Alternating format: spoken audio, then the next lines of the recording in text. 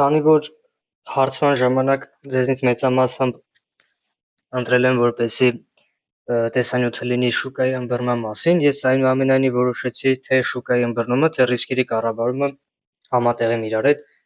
Չգիտեմ, հնարավոր է նաև վիդեոն լինի մի քիչ երկար, բայց խնդրում եմ նայեք մինչև վերջ, որովհետև շատ օգտակար բաներ կգտնեք։ Առևտրի հետ կապված ընդհանրապես ինչ է թրեյդինգը, հոգեբանությունը, ստրատեգիաներ, prop ֆիրմաներ մի երկու բառով կասենք prop ֆիրման ինչ է իրենից ներկայացնում, prop ֆիրմայի տեսականիները, ամենալուրջ ֆիրմաները, որը այսօր կա շուկայում, որոնց հետ կարելի է համագործակցել, բայց ամբողջական մանրամասն prop ֆիրմաներից կխոսանք ամենավերջում, արդեն երբ ձեր մեջ նկատվի այն պոտենցիալը, որ դուք կարող եք չելենջներ անցնեք, գումար տակ, գումար աշխատեք, այդ ժամանակ արդեն կարելի է prop ֆիրմաներից խոսալ, ասել ինչ կա այնտեղ, կարևոր բաները, որտեղ են խափում, որտեղ են ուզում, որ դուք երկար ոնց որ դոփեք, նույն տեղում առաջ չգնաք կամ միայն կորցնեք։ Խոսալու ենք նաև ռիսկերի մասին, ինչի որոշեցի ռիսկերը համատեղեմ այս վիդեոյի հետ, որովհետև իրականում ռիսկերի մասին այնքան մեծ, ոնց ասեմ, միֆեր կան, մարդիկ նույնիսկ գրքեր են գրել ռիսկերի կառավարման բանի մասին, բայց այդքան էլ բարդ բան չի դա, եթե ունեք դիսցիպլինա, ձեզ կառավարելու հնարավորություն, չեք տրվում էմոցիաների, ռիսկերի կառավարումը թրեյդինգի մեջ ամենաբարձ հասարակ բաներից է, այսինքն ինչքան է ձեր դեպոզիտը, հաշվելու եք ինչքան եք պատրաստ կորցնեք մի գործարքից կամ ընդհանրապես օրինակ շաբաթական ինչքան եք պատրաստ կորցնեք, օրինակ չգիտեմ 2% ու որոշելու եք այդ մի շաբաթվա մեջ քանի օր եք ուզքի թրեյդով զբաղվելու ու եթե բոլոր օրերը, ասենք 4 օր օրը 0.5%-ով կորցնեք, շաբաթական ստացվում է 2%, всё, այդ շաբաթ գործարքները փակում եք, մյուս շաբաթ արդեն անցնում եք սխալների վերլուծության, օրինակ պարապմունքների եւ այլն եւ այլն։ Ուզում ասեմ, տենց ռիսկերի հետ կապված ես իմ ինչ բարդ բան չկա։ Մարդիկ հատուկ ինչ որ ռիսկերի կառավարման ալգորիթմներ են մշակում եւ այլն, ձեզ այդպիսի բաներ պետք չի, դուք չեք աշխատելու ինչ որ chat ռոբոտների բանի հետ։ Ուրեմն, ի՞նչ է թրեյդինգը։ Ժամանակին ես այս նկարը ցուցադրել եմ, բայց չեմ հիշում մեր որ դասընթացի ժամանակ այդ եղել, թրեյդինգը ինքը շուկա է։ Շուկա, որտեղ կան գնորդներ, վաճառողները իրենց պոզիցիաները հավաքում են գնորդների շնորհիվ, գնորդները վաճառողների։ Այսինքն, եթե դուք ուզում եք ինչ-որ մի բան գնեք, պետք է դրա համար ձեզ վաճառեն դա։ Այլ կերպ թրեյդինգը չի աշխատում։ Շատ մարդիկ թրեյդինգը ասոցացնում են ինչ-որ գծերի, մակարդակների, գրաֆիկական պատկերների հետ իրենց համար թրեյդինգը խաղ է, այդ որ ասում են 95%-ը կորցնում են թրեյդինգում, դա կորցնում են միայն այն պատճառով, որ թրեյդինգին իրանք վերաբերում են որպես ինչ-որ համակարգչային խաղի։ Ոչ։ Օրինակ նայեք, ես այստեղ նկարներ եմ պատրաստել ձեր համար, ժամանակի մարդիկ ոնց են թրեյդինգով զբաղվել։ Սա, ասենք, ամերիկան է 1970-ական, 80-ական թվականներին, դիտմամբ ընտրել եմ սև-սպիտակ ֆորմատի նկար, որպեսզի դուք հասկանաք, թե թրեյդինգը ինչ երկար ու հին պատմություն ունի։ Թրեյդինգով մարդիկ զբաղվել են նույնիսկ 100 տարի առաջ, երբ որ ոչ համակարգիչ ա եղել, նույնիսկ կարելի է ասել, երևի հեռուստացույց նույնիսկ չի եղել։ Մարդիկ գնացել են թերթ են գնել, նորություն են կարդացել, նորությունը վերլուծել են ու գնացել են ինչ որ ակցիաներ են գնել բանկերից, բրոկերներից եւ այլն։ Թրեյդինգը ժամանակին եղել է այսպիսի։ Եթե մինչև հիմա թրեյդինգը լիներ այս տեսքով, այսինքն չլիներ այդ գրաֆիկական պատկերները, համակարգիչներ եւ այլն, այտենց արագ գնելու ու վաճառելու հնարավորություն, ես վստահ եմ, այսօր թրեյդերների քանակը 80%-ով ավելի քիչ կլիներ, քան հիմա։ Ինչի է հիմա շատ, նորից եմ ասում, որովհետեւ ժամանակին, որովհետեւ հիմա մարդիկ այդ գործին վերաբերում են որպես համակարգչային խաղի։ Մարդ կարող է համակարգչային գիտելիք չունենա, բայց գերազանց իմանա թրեյդինգ, գերազանց տիրապետի շուկայի վիճակին։ Օրինակ շատ հստակ ասի հիմա ինչ վիճակը արժի գնել, թե վաճառել, չգիտեմ, եւ այլն, առանց ինչ որ համակարգչային ծրագրերի տիրապետելու։ Նայեք, ժամանակին օրինակ մարդիկ այսպես կանչել են իրանց բրոկերներին, թող դու գրիչի վրա են աշխատի, այսինքն կանչել են իրար, ասել են այս գնով գնի այսքան ակցիա կամ վաճառի այսքան ակցիա, իսկ հիմա շատ թրեյդերներից միայն պահանջվում է ունենան մի հատ թղթի կտոր, ունենան հստակ ալգորիթմ ու կողը checklist, որպեսզի ալգորիթմը ստուգեն նոր մտնեն շուկա, ընդամենը երկու նախադասություն պետք է գրեն գրիչով ու ասենք չգիտեմ, կարմիրով նշեն։ Ես այս օրինակը կբերեմ, էլի checklist-ի։ Ես ինքս ունեմ, աշխատում եմ ըստ checklist-ի։ Իսկ մարդիկ չեն անում դա։ Չեն անում, որովհետև մտածում են, դա պետք չի, կարևոր չի, թրեյդինգը դա order բլոկներն են, smart money կոնցեպտի այլ pattern-ներ, fair value gap-եր, օրինակ տեսնում եք order բլոկ, հաստատ գինը գալու է կպնի, բարձրանա։ Երկրորդ ամենավտանգավոր բառերից մեկը թրեյդինգում դա հաստատն է։ Հաստատ չկա այստեղ ոչ մի բան։ Թրեյդինգը, երբ որ համեմատում են կազինոյի հետ, ճիշտ են անում։ Trading-ը ինքը իրանով կազինո է, ուղղակի այս կազինոյում պետք է դու ճիշտ խաղաս, ճիշտ խաղալ իմանաս։ Որովհետև ինչի է կազինո։ Trading-ը ինքը հավանականության տեսություն է։ Չգիտեմ, ասենք դուք երբ որ ասենք աշխատում եք, օրինակ սառնարանների վերանորոգմամբ եք զբաղվում օրինակ։ Հիմա հաճախորդներից մեկը ձեզ զանգում ասում է կներեք, իմ սառնարանը փչացել է, կարող եք գաք սարքել, դուք ասում եք այո, դուք գնում եք այդ բնակարան վստահ լինելով, որ դուք այդ սառնարանը սարքել եք, որովհետև դուք հետ եք սովորել, դուք դրա մասնագետն եք, դուք աշխատում եք այդ գործով։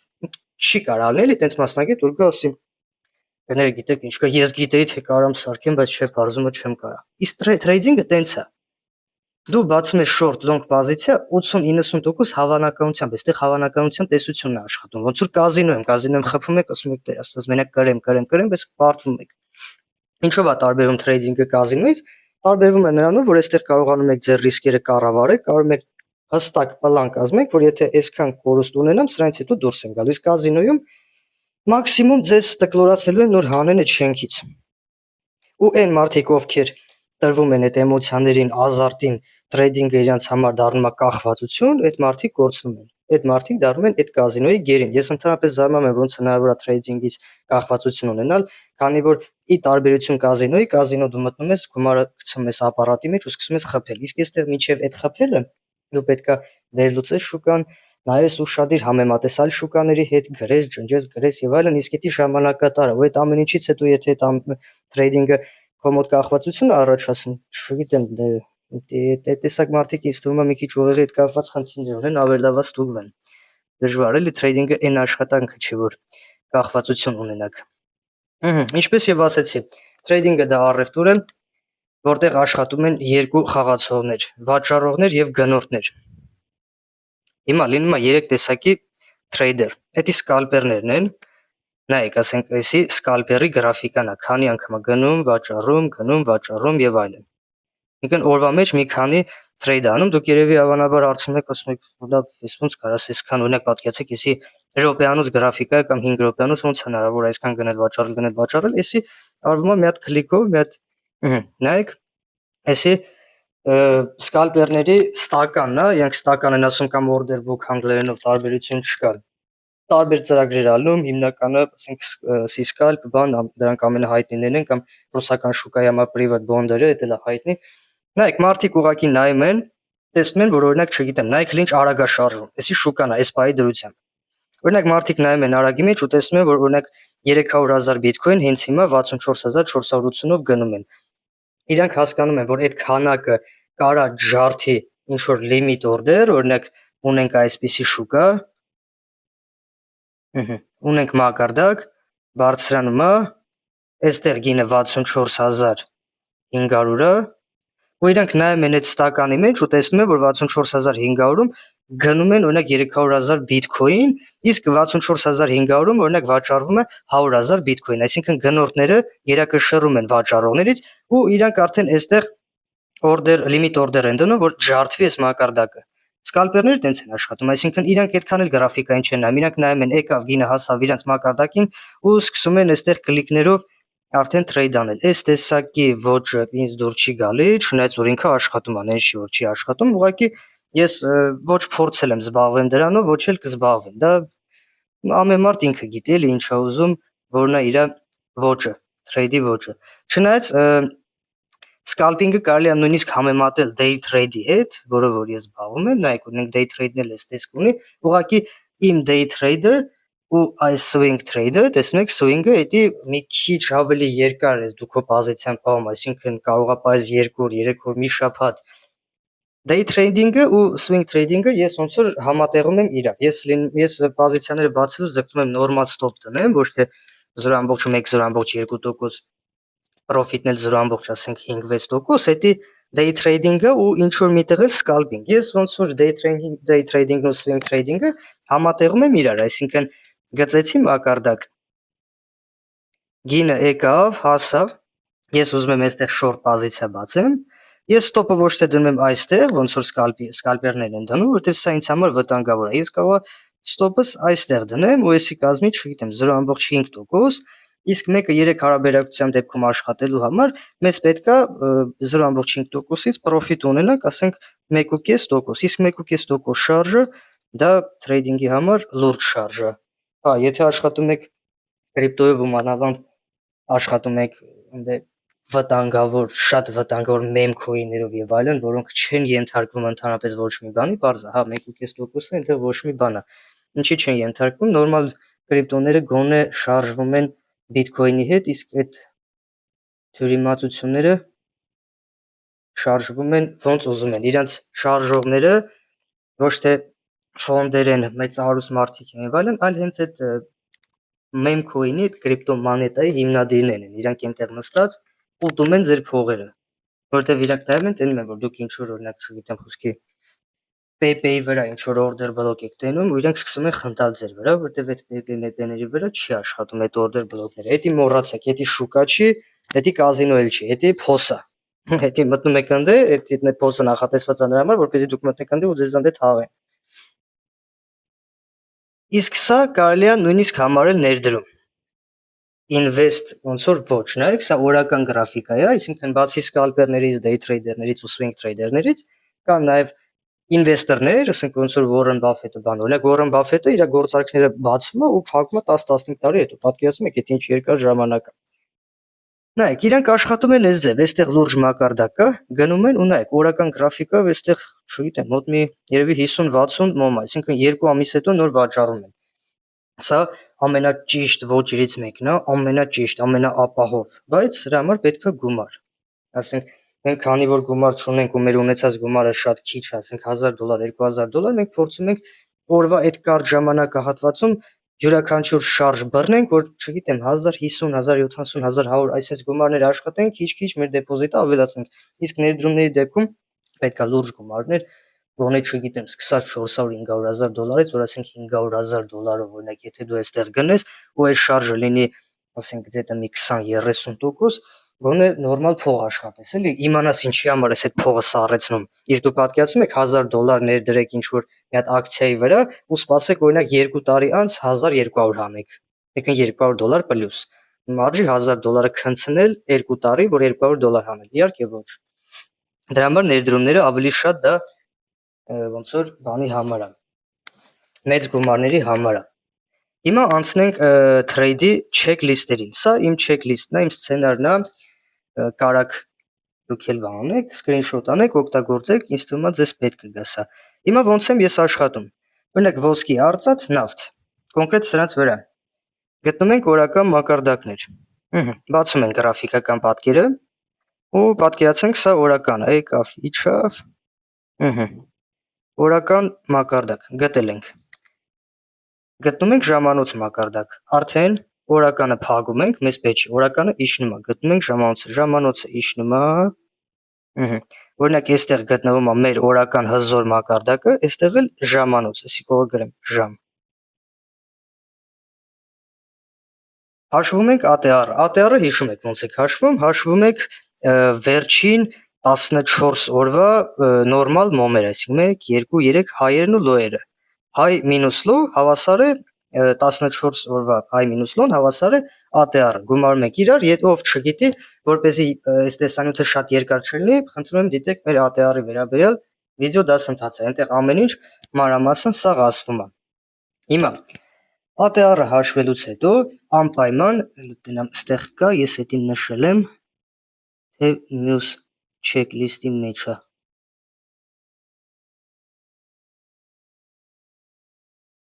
Կողն եմ գրել։ Կներեք ATR ստուգում ենք ինչքան է անցել, 60-70%-ի դեպքում չենք գործում։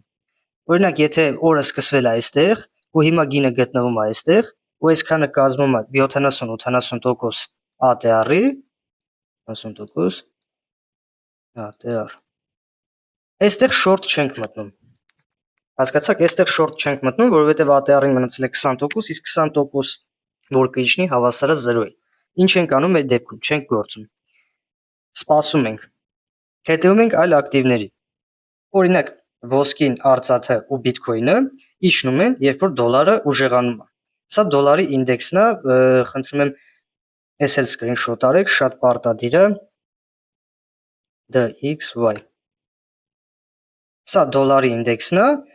երբ որ դոլարը բարձրանում է, ամրապնդվում է, այսինքն հիմա ինքը գտնում է 100-ի վրա, բայց կբարձրանա մոտ մինչև 101 եւ այլն, շատերն են արդեն դրա մասին խոսում ու ցեխ անալիզն էլ ասում դրա մասին, բայց հիմա ես չեմ ուզում ծանրաբեռնեմ ձեզ այդ ինֆորմացիայով։ Երբ որ դոլարը ամրապնդվում է, Bitcoin-ը, ոսկին եւ արծաթը իջնում են։ Իսկ եթե օրինակ հիմա մենք փորձում ենք արծաթի ոսկու վրա օրինակ գործարք բացենք, անպայման նայում ենք դոլարի ինդեքսին, ու երբ որ դոլարի ինդեքսը գրաֆիկական պատկերում կարմրում է, իջնում է, դա խոսում է նրա մասին, որ ոսկին բարձրանալու է։ Եթե ուզում ենք շորթ անենք, շորթ չենք անում, որտեղ վտանգավոր է։ Հա, հնարավոր է ընթացքում այդ ինդեքսը բարձրանա ու ոսկին իջնի, բայց այդ դեպքում չենք մտնում գործարք։ Ինքը մեզ հուշում է նրա մասին, որ հոп դոլարը իջնում է, թուլանում է, ուր ես դու ոսկին շորթ անում։ Հակառակը պետքա լոնգ անես, իսկ լոնգ ինչի չենք անում, որովհետև շուկան գտնվում է իջնող թրենդի մեջ, մենք թրենդին հակառակ չենք շարժվում ենք թրենդի ուղղությամբ։ Հիմա լրացուցիչ RSI եւ վոլյում մակարդակի հզորությունը ստուգելու համար։ Հիմա օրինակ պատկերացնենք, հենց կակրած այս օրինակի վրա։ Հիմա նավթի վրա ուղղակի գործարք եմ բացել դրա համար։ Նայեք, էսի մակարդակ է, ճիշտ է, ժամանոց այդքան էլ հզոր չի, բայց սյուժը աշխատում է։ Նայեք, այստեղ ինչ որ շարժ չի եղել, դրա համար էլ sense թույլ է եղել շարժը, բայց նայեք, ես երկրորդ մոմը ոնց է ջարդում ու իջնում ներքև։ Ինչի, որովհետև այստեղ ունեցել ենք մակարդակին հասնելու պես գները վոլյումը բարձրացել է, այսինքն խոսում է նրա մասին, որ ամբողին, այսպես անվանեմ, էլի կներեք, մեզ բոլորից մենք տրեյդերներս դա ամբողի մի մասն ենք։ Այն նկարը որ ցույց տվեցի, դրա պես մարդիկ են որ գոռում են, գոչում են, պատկերացրեք հիմա մենք ստե գոռում ենք ուղղակի on-line։ Էսի խոսում է նրա մասին, որ մարդկանց հետաքրքրում է այս մակարդակն ու այս գինը։ Ու այստեղ ինչ որ մեկը long է անում, ինչ որ մեկը short։ Ստե շարժ կա, ուրեմն այս մակարդակը մեզ հետաքրքրում է։ Բայց դա լրացուցիչ ինֆորմացիա է, որը մեզ ոնց որ կհուշի մենք ճիշտ ուղու վրա ենք եթում, թե ոչ։ Ստուգում ենք թրենդը, օրական պլյուս ժամանոց համընկնելու դեպքում մտնում ենք։ Օրականը իջնում էր, այս էլ ժամանոցն է, նույնպես իջնում է։ Եթե օրականը ներքև է, իսկ ժամանոցում չոչ դեպի վերև, long չենք բացում։ Սա շատ կարևոր բան է, Ժորժ ջան։ Հիմա ջնջեմ էսի։ Այդ 0-ից էսի ցույց տամ։ Օրականը պատկերացրեք, այսպես իջնում է։ Այսինքն բոլոր պիկերը գնալով իջնում են։ Իսկ ժամանոցը այսենց իջնելուց հետո այս էլ իր պիկերն է ժամանոցի։ Այս պաշտպանված long ջարդում է ու մարմնով փակում է վերև, ստեղծելով չոչ։ Այստեղ գործարք չեք մտնում արդեն։ Ոչ long, ոչ էլ իջնելու short։ Չենք մտնում։ Մտնում եք short միայն այն դեպքում, երբ որ պաշտպանվող ներքևը ջարդեց, մարմնով փակեց, այսինքն չոչ արեց դեպի ներքև, փոխեց իր ուղղությունը օրականի հետ, այստեղ նոր short եք մտնում։ Ոչ մի դեպքում այստեղ ու ներսում short կամ long չեք բացում, ոչ մի գործարք չեք բացում։ Բացում եք միայն երբ ուղղությունը կրկին փոխում է օրականի հետ։ Իսկ դա կարող է լինի հաջորդ օրը, կարող է լինի 1 շաբաթ հետո։ Հենց դրա համար են ասում, երբ գործարքի հնարավորություն չի լինում, մի մտեք շուկա։ Բայց մարդիկ էլի փորձում են շուկան ու ալգորիթմը փոխեն ըստ իրենց ցանկության։ Չի լինում նման բան։ Դեն մեկ Ժորժ ջան, հիմա գրել եմ ու աշխատում եմ ըստ checklist-ի։ Մտնում ենք 5 րոպեանոցում, Տոկիոից հետո, 12-ից հետո կամ 5-ից հետո։ Ես չգիտեմ, դուք ընդհանրապես սեսիաներին ուշադրություն դարձնում եք, թե ոչ։ Մակարդակներ եւ ինդիկատորներ դասընթացի մեջ ես շատ հստակ խոսում եմ սեսիաներից։ Հենց ոնց են ասում այդ ինդիկատորների այդ ցուցակի մեջ կա ինքը ինդիկատոր չէ, ինքը ոնց որ օգնում է ձեզ, որ դուք այդ բանին հասկանաք, ոչ թե ժամը հաշվեք, այլ հասկանաք ինքը Տոկիոյի սեսիան է, թե ոչ։ Եվրոպա մտելա, թե ոչ, Lux Algo, եթե չեմ սխալվում։ Lux Algo session։ Բայց դե չգիտեմ ինչի չի բացում։ Session, հա, էսա։ Ժամանոցի վրա։ Տեսնում եք, այստեղ գրած է Լոնդոն, Սիդնեյ, Տոկիո, ու երբ որ Տոկիոն ու Լոնդոնը այսենց կապնում են իրար, կապնելուն պես դա կոչվում է kill zone-ը։ Հիմա Լոնդոնն ու Նյու Յորքը որ կապնեն իրար, այդ կապնելու պահը այդ 2 ժամը դա kill zone-ն է։ Սեսիաներին ուշադրություն դարձեք, Ժորժ ջան, ինչի ձեր գործարքները տեղ չեն հասնում, ասենք լռվել են ու միտե բոքսավատ են անում, այսպես ասեմ, հա, որ հասկանաք, օրինակ այստեղ, որովհետև դուք մտնում եք Նյու Յորքի ամենավերջում, երբ որ ամբողջ Նյու Յորքը իր գործերը արել է, հիմա գտնում են ընդմիջման մեջ կամ ընդհանրապես քնած են, դուք այդ ժամանակ մտնում եք գործարքի։ Գործարք ինձնից ձեզ խորհուրդ, ըստ իմ checklist-ի, այտենց արվում, գործարքը ես բացում եմ 12-ից հետո։ Ուրեմն, ոնց եմ աշխատում ես, 5 րոպեանոցներ, չէ, ըստ checklist-ի։ 5 րոպեանոց, ուրեմն էսի Տոկիո։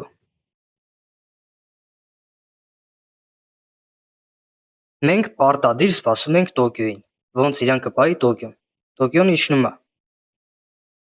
մտնում է Եվրոպան։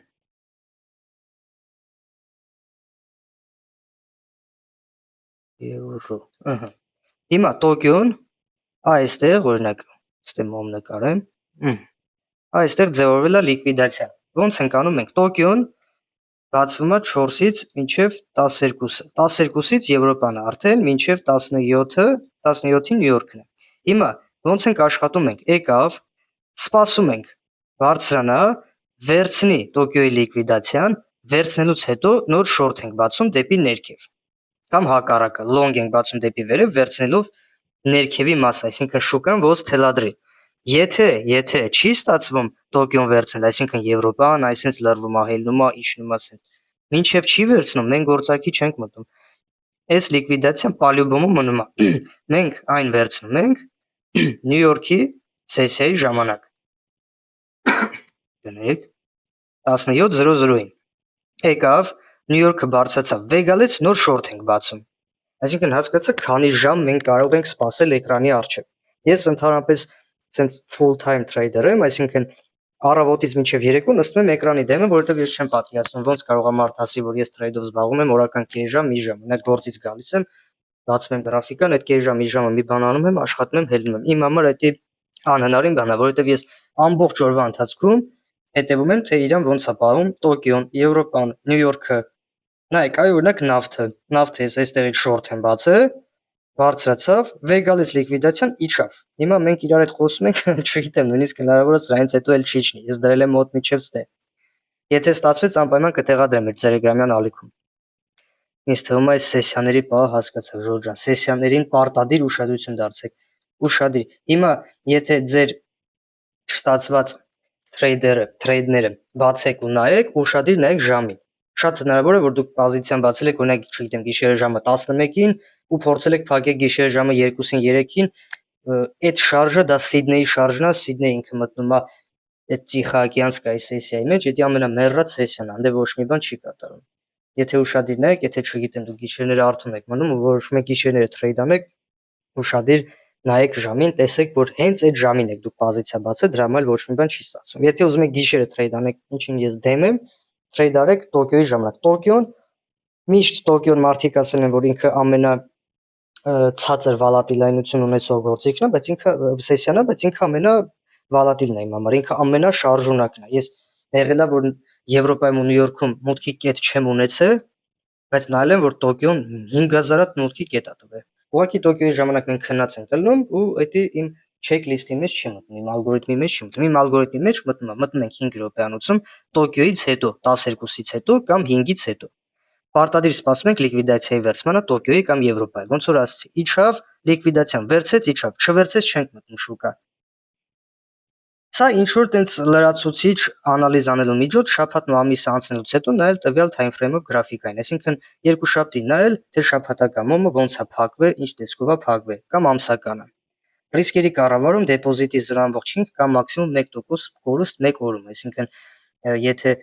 իմ դեպոզիտը հիմա prop ֆիրմայում $25000 է, ստե ուզում եմ short բացեմ, ստե stop-ն եմ դնում, stop-ը դնում եմ օրինակ 0.5%, եթե այդ 0.5-ը կազմում է իմ դեպոզիտի 1%-ը, վերցնելուց ու գործարքը չստացվելուց հետո ես երկրորդ անգամ գործարքի չեմ մտնում։ Եթե 0.5%-ը կազմում է դեպոզիտի 0.5%, այսինքն ես դեռ մի հատ էլ մուտքի հնարավորություն ունեմ, stop-ը բռնելուց ու իջնելուց հետո ես նորից եմ մտնում շուկա։ Ռիսկերի մասին հեսա կխոսանք, չեմ ուզում ձեզ շատ ծանրաբեռնել, առանց այն էլ շատ եմ երկարացնում տեսանյութը, ուղղակի չգիտեմ, այնքան պատմելու բան կա, Ժորժ ջան, իրոք անկեղծ իսկ ուզեմ այն գիտելիքները, որը ես ունեմ, որը ես սովորել եմ, տանջվել եմ, չգիտեմ, ուզեմ այդ ամեն ինչը անվճար փորձում եմ այդ ամեն ինչը տամ ձեզ։ Ինչը հիմա շուկայում վաճառվում է շատ մեծ գնով, որ նորից ասեմ, այս ամեն ինչի մասին չեն խոսում։ Ես դեռ չեմ հանդիպել մի մարդու, ով շուկայի ըմբռնում է, այդ շուկայի կառուցվածքը կբացատրի ձեզ։ Այս ամեն ինչը ես սովորել եմ, ասենք, YouTube-ով, նոր այն սովորելու ժամանակ հիշում եմ մեխանիկա ռենկա։ Ես պարտադիր այս Արտյոմ Զվյոզդինը իրոք իրան խորհուրդ եմ տալիս, մարդը նույնպես ինքս անվճար սովորացնում է, անվճար, ունի մեծ վեբինարներ, ես մեխանիկա ռենկա, ստե Պավիդենիա ռենկա, այս ամեն ինչը ես սաղ սովորում էի, նայեք 54 րոպեանոց վիդեո, մի ժամանոց վիդեո, ես այս ամեն ինչը նայում էի, ինձ չէր հետաքրքրում այդ գծերը, օրդեր բլոկները, չգիտեմ ինչ որ ոդքասթներ, ես դե ուզում եմ մի բան էլ ասեմ, ցույց տամ ձեզ պատկասթի տրեյդինգ, այսի անպայման ուշադրություն, այս տղեն, այս ոդքասթները մի նայեք Ժորժ ջան, ես ինչքան փորձել եմ իմ տեսանյութերի մեջ խոսամ, բայց չի ստացվել անընդհատ էսի այդքան էլ կարևոր չի ելել, բայց կարևորներից մեկն է։ Այս ոդքասթերը մի նայեք։ Սրանք մաշենիկներ են, հա, շարլատաններ, խափեբաներ, ոնց ասեմ, կոնկրետ այս տղու վիդեոները մի նայեք, որովհետև ստեղ այս սրանք սա սկամերներ են։ Իրանք ձեզ խափելու են, ինչ որ տենց կրիպտոմոնետայի անուններ են տալու, բա ինքը բարձրանում է եւ այլն, գնելու դեպքում դուք կորցնում եք։ Այս Նիկիտա Անուֆրիևը ինքը prop ֆիրմա hash hedge-ի ամբասադորն է։ Իսկ hash hedge-ը ամենակասկածելի կրիպտո prop ֆիրմաներից է, որտեղ ես չեմ պատկերացնում այս hash hedge։ Կրիպտո prop ֆիրման որն է, դուք պատկերացնում եք, իրանք ձեզ տալիս են հնարավորություն փող աշխատելու challenge անցնելուց հետո, բայց ունեն համապատասխան ռիսկերի կառավարում, այսինքն իրանք ձեզ ռամկեքի մեջ են դնում, որ եթե օրինակ 3% օրական կորցնելուց հետո կամ ընդհանրապես ամբողջ հաշիվը 3% կորցնելուց հետո դուք կորցնում եք ձեր դեպոզիտը, հնարավորությունը փող աշխատելու, իսկ կրիպտոյի մեջ 3%-ը դա կարող է մի րոպեանոց հարված լինի։ Դրա համար նորից եմ ասում, կոնկրետ այս hash hedge prop ֆիրմայից հեռու եք, այս անձից հեռու եք մնում, ով իր մոտ հարցազրույց է տալիս, սա շարլատաններ են։ Բացառությամբ ընդ Գերչիկին, ինչի եմ Գերչիկին ասում, որովհետև մարդը իրոք աշխատել է, ես որոշ ստրատեգիաներ նույնիսկ սովորել եմ իրանից, եթե չաշխատեր, իմ մոտ էլ չէր ստացվի։ Так, էսի լրացուցիչ գրաֆիկաներ եմ գծել զուտ, որ չմոռանամ ընդհանրապես ես ոնց եմ մտնում շուկա, իսկ սա չեքլիստն է, այսինքն ալգորիթմից հետո չեքլիստը, հիշում եք, նայում ենք օրական չի, չկա, ուստի նշում ենք օրական, ստուգեցինք թրենդը, ճիշտ կա, նշել ենք մակարդակները, ճիշտ կա, long թե short, ժամանոցը, նշում ենք մակարդակներ, նշում ենք, boss ունենք, այո, նշում ենք, կա լիկվիդացիայի արկայություն մակարդակի վրա, այո, նշեցինք, հետո արդեն անցնում ենք 5 րոպեանոցի վրա, ռիսկը 1-2-ի մինիմում կա, ես աշխատում եմ 1-3-ի, բայց եթե լինում է 1-2-ի, էլի վերցնում եմ, այո կա, նշում ենք, ստուգում ենք կարևոր նորություն չկա, պարտադիր է սա Ժորժ ջան, միշտ իմացեք, կարևոր նորությունների ժամանակ trade մի արեք, այսինքն այն դաշնային պաուստի այդ ժողովը որ լինում այդ FRS-ի այդ Զասիդանյան, այդ ժամանակ չի կարելի գործարք բացել, որովհետև այդ ժամանակ այնց հարվածներ ալնում անկանոն վերև ներքև մի մտեք գործարքի Պալյուբոմու մինուս է գեթալու, պալյուբոմու ինչ ուզում եք արեք, սենց ասեմ էլի փորձում եմ ոնց ասես փողոցային ավելի շուտ, որ ավելի լավ ըմբռնեք, էլի չեմ ուզում ինչ որ գրական բառեր օգտագործեմ, ձևական գրքերից վերցված, դա չի աշխատում, էսի շուկա է, ստե շուկան չի նայելու ձեզ, դուք գրագետ մարդ եք, անգրագետ եք, չգիտեմ, ստե նայում է ինքը դուք կարողանում եք արագ կողմնորոշվեք, ճարպիկ եք թե ոչ, խելացի եք թե ոչ, քթածակ ունեք թե ոչ, այսինքն եթե դուք մտնում եք կարևոր նորության ժամանակ իմանալով, որ այդ ժամանակ գրաֆիկան բարձրանում իջնում է, անկանոն շարժումներ անում, ոչ մի բանի չի ենթարկվում, այդ ժամանակ շուկա մտնելը անգրագիտություն է, իսկ եթե անգրագետ ես, տալու ես քո փողերը։ Չենք մտնում գործարքի, ես էլ ենք պարտադիր նշում, trend չկա, հաստատում չկա, boss կամ չոճ, այսինքն գինը գտնվում է իջավ, գտնվում է այս վիճակում, այսինքն խաղում է, էսի միջանկյալ տիրույթն է, այս տիրույթը մեզ չի հետաքրքրում, եթե չոճ արեց, շուկան փոխվում է, boss արեց, շուկան շարունակում է իր շարժը, ինչ կատարվում է մեջը, մեզ չի հետաքրքրում։ Ուրա, trend չկա, նշեցինք, հաստատում չկա, boss չոճ, նույն բանը, չկա, նշեցինք, stop-ը բարձր է, 1%-ից էլ շատ, այսինքն պատկերացնենք, եկավ boss արեց, բարձրացավ, հիմա ուզում ենք short անենք այստեղ։ Ոնց ենք անում, short ենք բացում, stop-ը դնում ենք ստե, բայց կարող է IS-ի կազմի 2%։ Հիմա եթե 2% stop ես դնում, պոտենցիալը պետք է լինի 6%, 4 կամ 6, իսկ 4-6%, որ այդ օրը կշարժվի դեպի ներքև այդ տվյալ ակտիվը, չգիտեմ, համարյա անհնարին է, նույնիսկ կրիպտոյի համար։ համարյա անհնարին է։ Դրա համար այդ ժամանակ շուկա չենք մտնում։ Շարժի տեղ չունենք գոնե մեկը երկուսի։ Հիմա պատկերացնենք իջավ, եկավ, ու այստեղ ուզում ենք շորտ բացենք։ Այս վիճակն է։ Եկավ, կպավ ստե, ուզում ենք ստեից ստե շորտ բացենք, բայց ստոպը օրինակ նշում ենք ստե։ Սա մեկը մեկի հարաբերակցությունն է, ստեղից ստե։ Այդ ժամանակ գործարք չենք բացում։ Ռուսները ասում են запас хода։ Եթե запас хода չկա, մուտք չենք գործում։ Ինձ թվում է հասկանալի էր ալգորիթմը չեքլիստը, խնդրում եմ ես էլ կարող եք նկարել, ATR-ը նշել եմ 2026 թվական հուլիսի ATR, այսինքն օգոստոսին հնարավոր է փոխվի ATR-ը։ Մի հատ ես օգոստոսին կրկին հաշվելու եմ այդ վերջին 14 օրվա հայերն ու լոյերը, ու այդ ժամանակ հասկանամ ATR-ը փոխվել է թե ոչ։ Trader-ի 15 հուզական վիճակները։ Ես ճիշտ ասած այս նկարը ես քաշել եմ ինտերնետից, ChatGPT-ին ասել եմ որպեսզի թարգմանի, եթե ստե ինչ որ բառեր անհասկանալի լինի կամ չգիտեմ մի քիչ sense ծորտիկ-մորտիկ չզարմանաք։ Ուրեմն ո՞նց անում։ Պոզիցիան բացում եք այստեղ։ Սկզբից գալիս է լավատեսություն, հետո ոգևորություն, հետո էյֆորիա։ Այսը ամենավատ վիճակն է յուրաքանչյուր մարդու համար, լինի trader, լինի բիզնեսմեն, լինի չգիտեմ ինչ որ ծառայություն մատուցող, երբ որ ինքը մտածում է, որ ինքը այդ գործի մեջ ասն է, վերջն է, այսինքն չկա իրապես։ Ժորժ ջան, իմացեք, բոլորն էլ սխալվում են, նույնիսկ աշխարհի ամենահարուստ մարդիկ։ Նույնիսկ Warren Buffett-ը ասել է, որ մինչև նորմալ ինվեստոր դառնալը, մինչև ճիշտ ներդրումներ կատարելը ինքը շատ բազմաթիվ անգամ պարտվել է, բազմաթիվ անգամ ինքը ներդրումներ է կատարել ու մեծ ներդրումներ ֆիրմաների վրա, որ այդ ֆիրմաները վերջում ոչ թե կորցրել են իրենց գումարը, այլ ընդհանրապես փակվել են։ Ուրեմն այս էյֆորիային ուշադրություն դարձեք, երբ որ գործարք եք բացում ու ձեր գործարքը հասնում է պրոֆիտին, ուղղակի շնորհակալություն հայտնեք շուկային, որ դուք հայտնվեցիք ճիշտ բանին, ճիշտ տեղում, դրանից ավել ոչ մի բան, հանկարծ չմտածեք, խարդ վերջն եմ ես գիտեի, որ ես պետք է անեմ, ես վստահ եմ իմ ուժերի վրա, երբեք վստահ մի եղեք, դա հանգեցնելու է միայն կորուստների։ Ու երբ որ այդ էյֆորիան ձեր մոտ տեղի ունենում, դրանից հետո արդեն գալիս է, իջնում է մի քիչ գինը, անհանգստություն։ Իջնում է, հնարավոր է այստեղ լինի market structure, ու market structure-ը ջարդի բարձրացողից փոխվի դեպի իջնող։ Դուք արդեն ճնշվում եք։ Այստեղ գալիս է վախը։ Վախը գալիս է, երբ որ արդեն ձեր մոտ լինում է հաստատուն ինչ որ պայմաններ, որ դուք սխալվել եք, այստեղ պետքա վաճառեիք։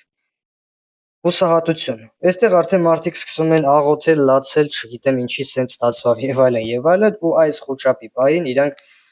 անընդհատ իրենց անիծում են նրա համար, որ ինչի այստեղ կամ այստեղ չեն վաճառել։ Այլ թողեցին, որ գա հասնի սրան։ Ու իրանք վաճառում են այստեղ, այսինքն որտեղից որ գնել են։ Ու վաճառելուց հետո, երբ գինը գալիս է կպնում է այստեղին,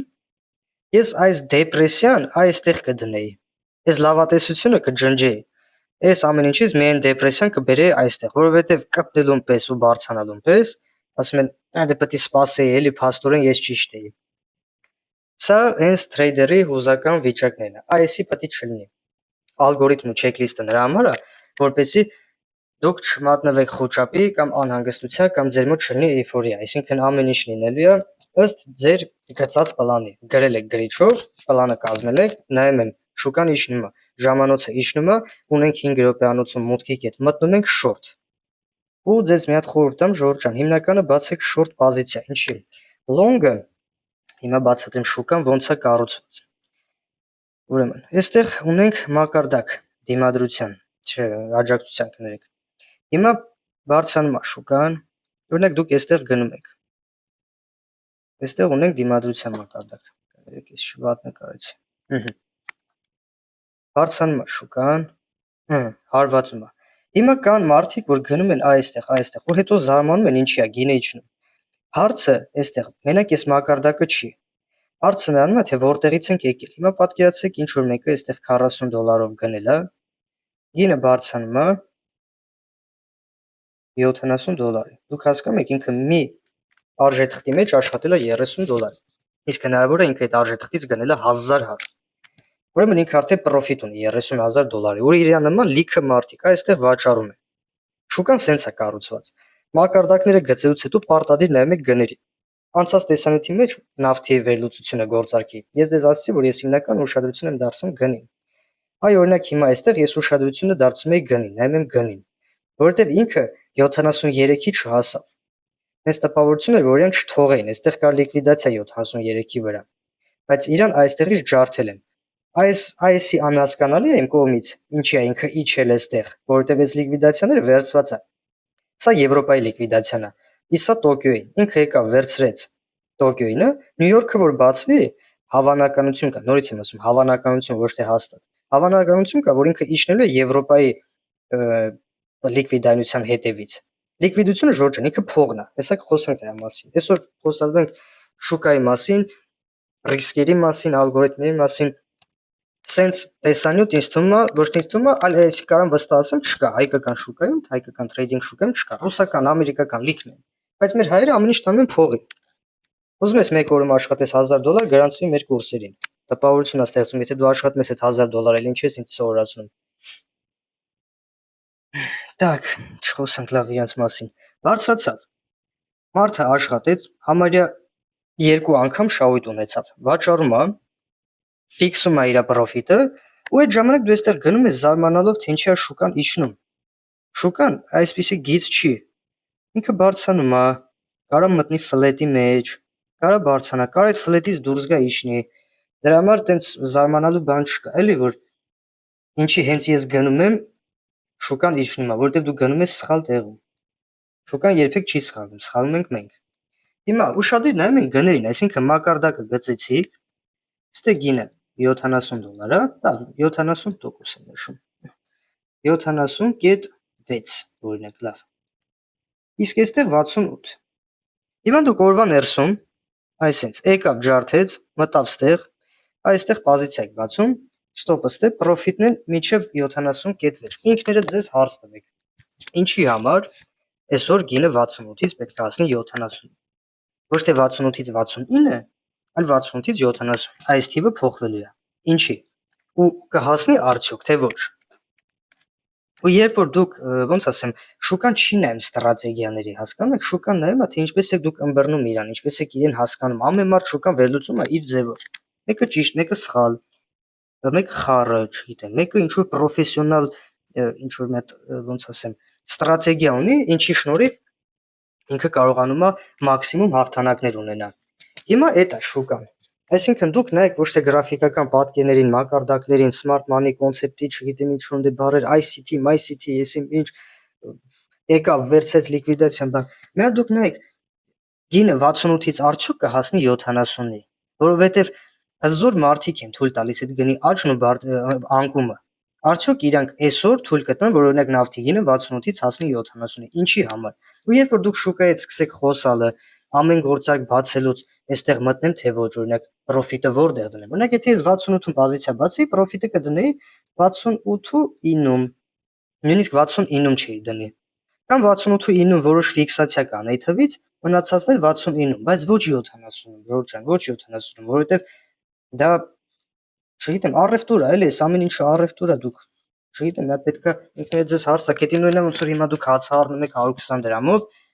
վաղը եթե ասեն դա առավ 130, միտեղ կարող է առնեք չնայած բոյկոտներ լինելու է։ Իսկ պատկերացնում եք, եթե ասեն 140 կամ 150։ Լուրջ միտինգներ կլինի, ինձ թվում է այդ ժամանակ։ Ուրեմն ինչից, հա, լիկվիդացիայից էլ խոսանք, նոր անցնենք ռիսկերին։ Ռիսկերը կարճ է լինելու, այդքան էլ շատ չի լինելու։ Լիկվիդայնություն, ի՞նչ է լիկվիդայնությունը, Ժորժ ջան, լիկվիդայնությունը այս մոմերը չի մենակ, որ մեզ սովորացնում են։ Ունենք մակարդակ, եկավ, տպավ, սենց ինչ են ասում, ստոպերը հավաքեց, ստեյլի կա ստոպեր, ինքը գալու է սրա հետևից։ Լիկվիդայնությունը, լիկվիդացիան, դա փողն է։ Հիմա Bitcoin-ը, Ethereum-ը իրանք լիկվիդայնություն ունեցող ակտիվներ են։ Pepe-ն ես լիկվիդայնություն ունեցող ակտիվների մեջ չէի մտցնի, որովհետև լիկվիդ փողը դա ես չեմ ասում միլիոնների մասին, փողը դա միլիարդներն է, դա տրիլիոններն է։ Իսկ այդ մեմերի մեջ չկա փող, այսինքն այնտեղ ղեկավարում են այդ մեմքոյների հիմնադիրները, ովքեր փորձում են ձեզ ներքաշեն կռոտնի խաղի մեջ ու նենց անեն, որ դուք պարտվեք։ Լիկվիդացիան դա է։ Հիմա օրինակ պատկերացնենք ավելի հասկանալի ձևով ասեմ, որ մատչելի լինի։ Հիմա ունենք մակարդակ $70։ Գինը եկա, բարձացավ։ Օրինակ ինչ որ մի հատ մեծ hedge fund կամ բանկ կամ ինչ որ invest company որոշել է ստեղ short բացի 20 միլիարդ դոլարի օրինակ հիմա իրան ինչա պետք երբ որ շուկան գալի հասնում է ստեղ հենց իրանք են դիտմամբ մեկ-մեկ շուկան հասցնում այստեղ երբ շուկան հասնում է այստեղ մեր պես տրեյդերները այստեղ short են բացում ստոպերը դնելով այստեղ իսկ ինչա ստոպը բառն է ինքը ստոպ ինքը օրդեր է դուք ստոպով market order եք դնում շուկայական հրահանգ որ broker ջան, Binance ջան, չգիտեմ, Bybit ջան, երբ գինը այս մակարդակը ջարդի դեպի վերև, էլ մի նայ որ ես մտածեմ դուրս գամ թե չէ։ Միանգամից այս գնով վաճառի։ Սա վաճառքի հրահանգներ է։ Ու երբ որ գինը իրանք հասցնում են դիտմամբ այստեղ, այս մի մոմով իրանք շուկայական limit order են շպրտում շուկայի մեջ ու վերցնում են ձեր շուկայական բոլոր հրահանգները։ Այստեղ կարող հավաքված լինի 15 միլիարդ բգրեմ էլի բիլիոն ու ինչի է ռետեստ արվում հետո գինը իջավ բայց իրանց դեռ պետք է 5 միլիարդի իրանք մի 500 միլիոնի շուկայական գնով մտնում են շուկա ես մը բացատրում եմ ոնց է կատարում շուկայում այս ամեն ինչը երբ որ իրանք 500 միլիոնի մարքետ օրդեր են մտցնում շուկա այսենց մեծ մոմ առաջանում էսի իրանք են անում ու իր հետ մտնում են մի քանի փուճուր-մուճուր ոնց ասեմ, դες տրեյդերիկներ, որոնք իրար հետ միասին լոնգ են բացում, այդ 500 միլիոնը դառնում է մի 600 միլիոն։ Պոչը մտնում է այստեղ լիմիտ օրդերների, հավաքում է մնացած 5 բիլիոն միլիարդը, անգլերեն սկսեցի խոսալ։ Ու երբ որ էսի կատարվում է, նոր արդեն շուկան ընկնում է, ասենք մի 10%-ով։ Հասկացաք ժողովուրդ ջան, այս հենց է արվում շուկան, այս երբ որ այդ ամեն ինչը դուք նայում եք, սկսում եք խոսալ ինքներդ ձեր հետ շուկայի հետ ու վերլուծել, այդ ժամանակ հասկանում եք արդեն ինչ է կատարվում։ Շուկան դա կռոպնի խաղացողներն են։ Իրանք խելացի մարդիկ չեն, պարզապես իրանք մեծ փողեր ունեն։ Եթե մենք էլ ունենանք այդպիսի մեծ փողեր, մենք էլ այս ամեն ինչը կանենք։ Հիմա պատկերացնում եք, ես որ այդքան էլ իրանց պես, sense ասեմ, համալսարաններ չեմ ավարտել, բայց այս ամեն ինչը գիտեմ։ Ինչեր կիմանան իրանց խորհրդականները։ Ամեն ինչը արվում է մեծ կապիտալի շնորհիվ։ Մենք շուկայում եղանակ չենք փոխում, եղանակ փոխում են իրանք։ Հասկացաք լիկվիդացիան ինչ է, այդ որ ասում են եկավ լիկվիդացիա մաքրեց, այդ է մաքրում, չի մաքրում,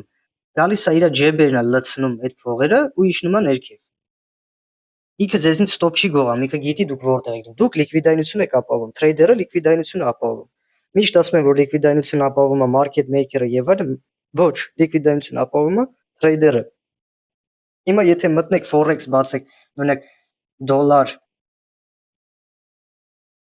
ու դրամը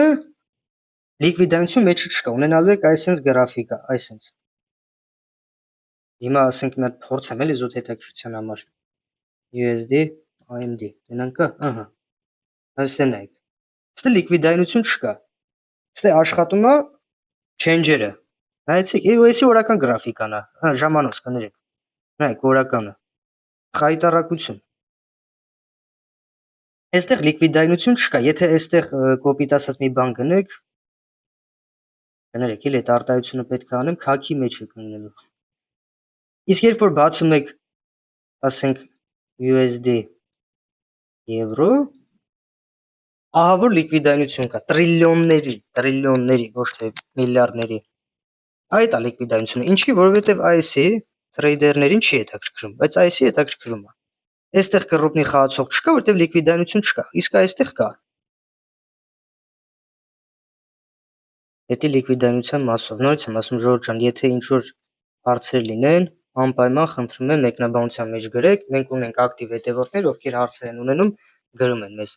անպայման գրեք մի ամաչեք մի կաշկանդվեք այս ալիքը ստեղծված է նրա համար որպեսզի դուք հասնեք ճիշտ ուղու դառնաք profit-ով trader ու կարևորը գումար չկորցնեք հիմա ռիսկերի առումով սա ռիսկերի գնահատման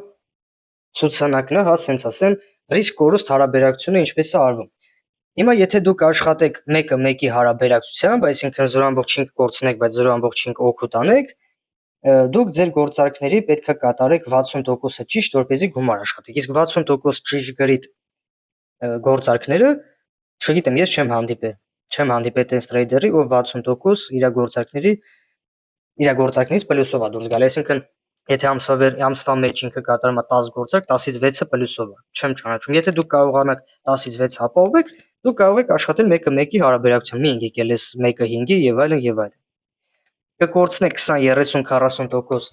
շահութաբերության վրա, այսինքն 10 գործարքից եթե 2, 3, 4-ը ճիշտ լինի, դուք մինուսով եք։ Կեսը ճիշտ անեք, 0-0 եք դուրս գալու, բայց 0-0 չի։ Այնտեղ կորցնելու եք միջնորդավճար, սպրեդ եւ այլն, այսինքն պալյուբոմու մինուս եք եթալու։ Երկուսը մեկ հարաբերակցության վրա պետք է ունենա 40% ճիշտ գործարքներ։ Շատ բարդ է, բայց միտը անհնարին չի, հնարավոր է։ Ամենաճիշտ հարաբերակցությունը 3-ը 1-ի։ 3 ճիշտ գործարք ու դուք պլյուսով եք, այսինքն 10 գործարքից ունենաք 7 սխալ ու 3 ճիշտ, դուք շահելու եք։ Ոնց է դա արվում։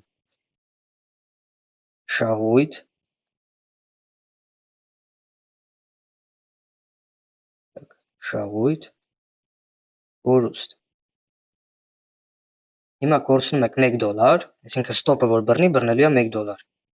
Շահում եք $3։ 10 գործարք։ Հիմա եթե 7 կորցնեք, 7 անգամ $1, 1 կորուստ։ Ունենալու եք $7 կորուստ։ Իսկ եթե 3 անգամ շահեք, ունենալու եք $9։ Իտավո 9 հանած 7 $2, դուք $2 շահույթ եք ունենալու։ 1-3 հարաբերակցությունը թույլ է տալիս ընդամենը 30% ճիշտ գործարքների դեպքում դուրս գալ շահույթով։ Հենց դրա համար ես աշխատում եմ 1-3 հարաբերակցության վրա։ Իմ ամենասիրած հարաբերակցությունը ամենաճիշտ հարաբերակցությունն է trade-ի մեջ։ 4-ը 1, 5-ը 1-ը вообще շիկարնի է։ Ես չգիտեմ տենց ստրատեգիա։ Եթե 1-ը 5-ի ստացվի մոտ, ես միշտ կաշխատեմ 1-ը 5-ի։ Այդ դեպքում ես պետքա իմ ստոպերը ցածրացնեմ։ Օրինակ, եթե ոսկու վրա աշխատում եմ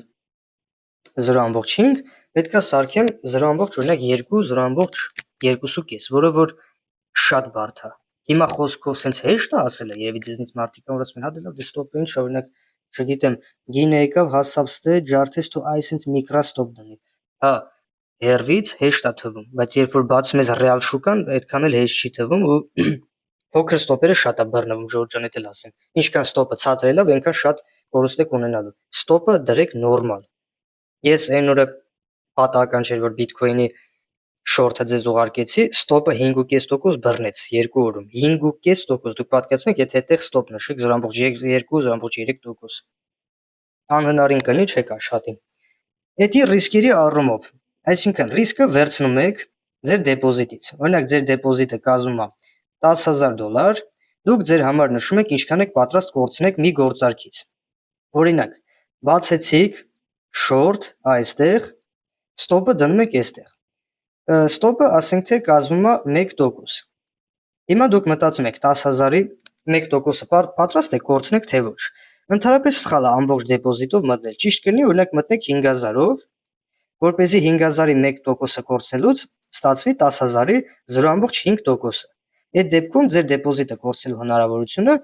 մի քանի անգամ քչանալու է։ Եթե շարունակաբար ունենում եք կորուստով գործարքներ, փակում եք տերմինալը ու անցնում եք հանգստի մի քանի օր trade չեք անում, կամ անցնում եք ձեր սխալների ուղղմանը, կամ ընդհանրապես trade չեք անում։ Ես նույնիսկ մոռացա ձեզ ասեմ, ով FX broker-ի edge-ը մտել է իմ ուղարկած լինքով, FX broker-ը տալիս է demo հաշվի օգտագործում, հնարավորություն օգտագործման, սկզբից demo հաշվի վրա ինքներդ ձեր վրա աշխատեք, նոր մտեք շուկա։ Չլսեք ոչ մեկին, փող չտաք բրոկերներին։ Մտնում եք demo հաշվի վրա, պարապում եք, ձեր ստրատեգիա մշակում եք, նոր անցնում եք իրական շուկա։ Ռիսկերի կառավարում, մտնում եք, այնտեղ կա demo հաշիվ, օրինակ $10,000, ստոպը դնում եք 1%, մտնում եք 5,000-ով։ Կպավ վերցեց, всё, ասենք $50-ն է, նորմալ է 1050-ը։ Երկրորդը կորավ 100, արդեն դարավ 10,000-ի 1%-ը։ Երրորդ չորրորդը դարավ 10,000-ի 2%, всё, դուրս է գալու շուկայից, անցնում եք միան, նստում եք, սկսում եք վերլուծել ձեր անալիզը անել trade-ի վերաբերյալ, ինչի կորցրեցիք, ինչն է պատճառը իրար հետևից այդքան կորստի։ Հիմա ձեզ երևի հետաքրքրում է X-երը, հա, ասենք այդ բանում կրիպտո բիրժաներում X-երը ոնց է օգտագործում, ինչի համար է օգտագործում։ Ժորժ ջան, ինքը X-ը շատ վատ բան է։ Ես ընդհանրապես X-երից չեմ օգտվում։ Հիմա X-ը ինչ է իրենից ներկայացնում։ Պատկերացնենք դուք ունեք $1,000, ուզում եք բացեք պոզիցիա 10000-ին։ Ինքը ձեզ ասում է $10, 10x վերցրեք ինձնից։ Ու դուք մտածում եք, հա, լավ է, եթե այդ $1000 մտնեմ պոզիցիա ու 1% շարժ վերցնեմ, հա, 1% profit, այսպես նշեմ։ Profit անգամ 10x ունենալու եք 10% profit, ճիշտ է, բայց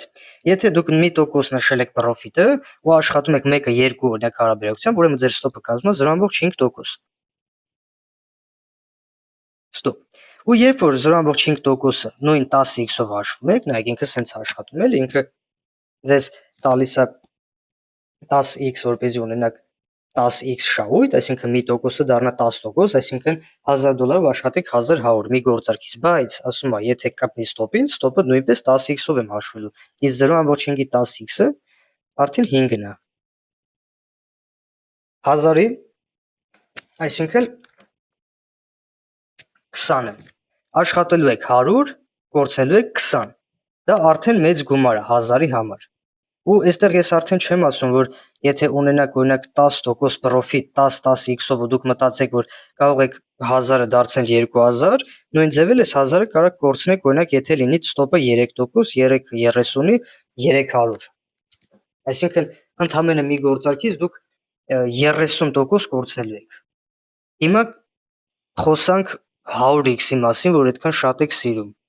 Ու ոչ միայն դուք, էլի ամբողջ աշխարհը դրա համար այդքան լիկվիդացիաներ անում։ Ոնց է այդ լիկվիդացիաները առաջանում։ Հիմա պատկերացնենք դուք ունեք $1000, ուզում եք մտնեք 100x-ով։ Այսինքն այս ձեր գումարը հավասարվի 100,000-ի։ Ինչ եք լիկվիդանում։ Ոնց են իրանք հաշվում։ 1000-ը բաժանում են 100-ի։ Էսի պրիմիտիվ մաթեմատիկան եմ ասում։ Այնտեղ կա մարժա եւ այլն, դրանց մասին չենք խոսում։ 1000-ը բաժանում են 100-ի։ Ստացվում է $10։ Ու դուք պատկերացնում եք Bitcoin-ը long եք բացել 62030-ում։ Հենց գինը մի թեթև իջավ ու դառավ 62010, ձեր պոզիցիան հանում է, ձեզ լիկվիդացնում է։ Հասկացաք ձեր լիկվիդացիայի պատճառը։ Ընդամենը $10-ով ընդամենը իջնում է ու դուք կորցնում եք ձեր պոզիցիան։ Հա, եթե մտնենք սուպեր ճիշտ տեղում, որը որ անհնարին է, միայն կարա լինի բախտի բերմամբ, իսկ բախտի բերումը արդեն կազինո է։ Եթե բախտի բերմամբ մտնեք 62030 գնային մակարդակի վրա ու հենց 30-ից կրակի վերև x100 օգուտ եք ունենալու։ Այսինքն 10%-ով բարձացավ, ունենալու եք 1000%, 1000-ի 1000-ն էլ 10000։ Нэг 1000-ը կարող սարքեք 10000, բայց ընդամենը մի ծիկ իջնելու պահին դուք կորցնում եք ձեր $1000։ Հենց այդպես են մարդիկ լիկվիդանում։ Դա լիկվիդությունն է։ Մի տրվեք այդ x-երին։ Եթե Binance-ով եք trade անում, վերևը երևի տեսել եք, կա cross մարժա ու изолированная մարժա։ Հիմա ոնց է աշխատում։ Cross изолированная։ Օրինակ ունեք $1000։ Մտել եք x100-ով։ $10 լիկվիդանալու դեպքում ինքը ձեզ կորցնում է, երբ որ դուք ընտրում եք cross, բացի այս $1000-ից, կարող դու ձեր հաշիվը կազմի օրինակ $5000։ Ու այդ 5000-ից դուք մտնում եք 1000-ով, 100x-ով։ Այսինքն դեռ 4000 ունեք։ Cross-ը ինքը օգտագործելու է ձեր զալոգը։ Այսինքն երբ որ գինը իջնի, ինքը բացի այս 1000-ը խժռելուց հետո անցնելու է այս 5000-ին։ Բայց ինքը ձեզ երաշխիք է տալու, որ դուք ժամանակից շուտ չեք լիկվիդանալու։ Շատերը աշխատում են սենց։ Իսկ իզոլիրованная միայն աշխատելու է այս $1000։ Այսինքն հենց 1000-ը լիկվիդացավ, ձեր պոզիցիան փակելու է։ Սրան չի կպնելու։ Բայց լիկվիդանալու ոնց ասեմ, հնարավորությունը, հա, սենց ասեմ երևի։ Շանսերը, հա, լիկվիդանալու շանսերը կրկնակի երրակի, քառակի աճելու է։ Այսինքն մարդիկ օգտագործում են cross-ը ամենաճիշտն է։ Որպեսզի իրենց հաշիվը ժամանակից շուտ չկորցնեն։ Հիմա ձեր մոտ հարց է ծագում, լավ, եթե տենց է, բայն լուրջ տրեյդերները ինչ են X օգտագործում։ Այո, լուրջ տրեյդերները X օգտագործում են իրենց ռիսկերը կառավարելով։ Ուրեմն այսպես ունեն մարդիկ $1,000,000։ $1,000,000-ից օրինակ 200,000-ը նախ իրանք ամբողջ դեպոզիտով չեն մտնում պոզիցիա։ 200,000-ը առել են ոսկի։ 100,000-ը այսօր պլանավորել են առնեն արծաթ։ 200,000-ի որոշել են գնեն ակցիաներ, ինչ որ պարտատոմսեր։ Հիմա ունեն 500,000 գումար։ Հիմա հարց է ծագում, այս մարդու ինչին է պետք X-երը։ Հիմա այս մարդը ուզում է պոզիցիա բացի 500,000-ով, բայց չի ուզում իր ամբողջ 500,000-ը ինքը օգտագործի։ Ինքը բացում է 100,000-ով պոզիցիա X5-ով։ Այսինքն հավասար է նույն 500,000-ին, իսկ 400,000-ը ինքը պահում է, որպեսզի ուրիշ գործարք բացի, օրինակ եսի սրանով բացել է նավթ, կարող են 400,000-ի 100,000-ով բացի ալյումին, բացի, չգիտեմ, այլ ինչ որ ակցիաներ, այսինքն ինքը իր ամբողջ գումարը չի ներդնում ինչ որ մի հատ գործարքի վրա, այլ գործարքները բաշխում է, կարող է ինքը 500,000-ով 5 հատ գործարք բացի։ Հիմա 100,000-ը մտնում է 5x-ով, բայց ինչ անում այստեղ։ Եթե ինքը պատրաստ է 100,000-ի 1% կորցնի, սենց անում, հա, 1%։ Ինչ անում ինքը այդ դեպքում։ Ինքը ստոպը չի դնում 1%։ Ինքը ստոպը դնում է 0.2%, որովհետև 0.2 բազմապատկած 5-ի հավասար է այս 1%-ին։ Ինքը իր ռիսկն է քչացնում, ժողովուրդ, իր ստոպն է իջցնում։ Ու երբ որ այս մաթեմատիկան պարզ, պրիմիտիվ հասարակ դուք հասկանաք, դուք չեք լիկվիդանալու։ Ժողովուրդ ջան, այսքանը երկու բառով էլ այս պրոպ ֆիրմաներից խոսամ։ Հետագայում լինելու է շատ մեծ դասընթացներ պրոպ ֆիրմաների մասին։ Top Step Funding Pips FTMO Funded Next the 5 years 1000 հատ պրոպ ֆիրմա կա, ինչքան ուզեք։ Ես ձեզ տալու եմ այն top 5-երը, 6-երը, որ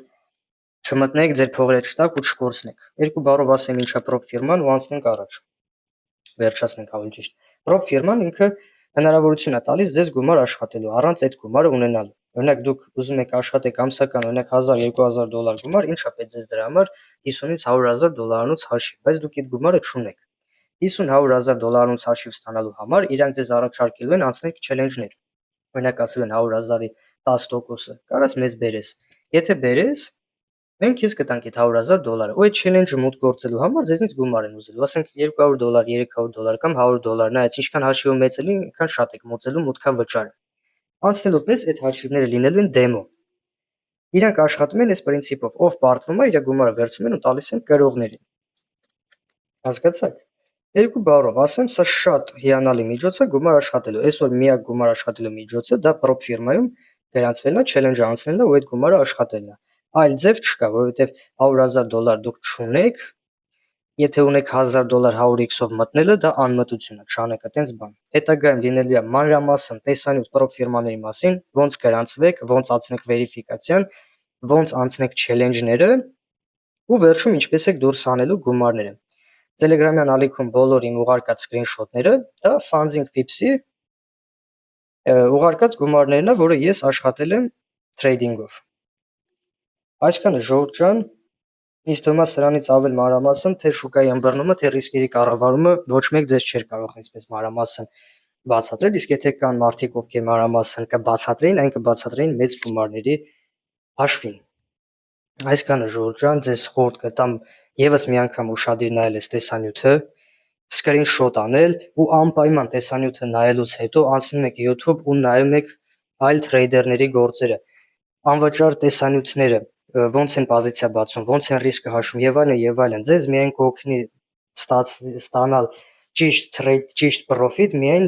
սովորելով, այսինքն ինքնակրթվեք, նայեք, սովորեք, կարդացեք գրքեր եւ այլն, ամեն ինչ։ Թրեյդինգը ինքը ձեզնից ժամանակ է պահանջելու։ Սկզբից սովորում եք թեորիան, հետո անցնում եք պրակտիկային։ Անպայման թեորիան պետք է լավ իմանալ, նոր արդեն անցնել պրակտիկայի։ Ու եւս մի անգամ ժողովուրդ ջան, խնդրում եմ այն ցույց տվեցի այդ ոդկասթները մի նայեք այդ մարդկանց, մի նայեք, մի տրվեք ինչ որ խաբեբայությունների, որ դուք հեսա շատ շուտով կարող եք ունենալ Lamborghini-ներ, գնաք Դուբայներ, Դուբայում բնակիչների 90%-ը հանցագործներ են, խաբեբաներ են, ովքեր մարդկանց խաբել են, փախել են այնտեղ, իրենց այնտեղ հնարավորություն է տալիս այդ երկիրը, որ չգիտեմ ինչ եք արել, կերել եք, խաբել եք, գցել եք, եկեք ստե ծախսեք։ Մի նայեք այդ Դուբայներին, այդ յախտաներին, ավտոներին, պրակատ, դա սա քցոցի է։ Եթե նայեք մեզ, հետևեք մեզ, հետագայում աշխատելու եք գումար, չեք աշխատելու միլիոններ, միլիարդներ, բայց աշխատելու եք բավական գումար ձեզ բավարարված զգալու համար, ասենց ասեմ։ Դուք ձեր արած գործից հաճույք եք ստանալու։ Այսքանը, շնորհակալություն ուշադրության համար։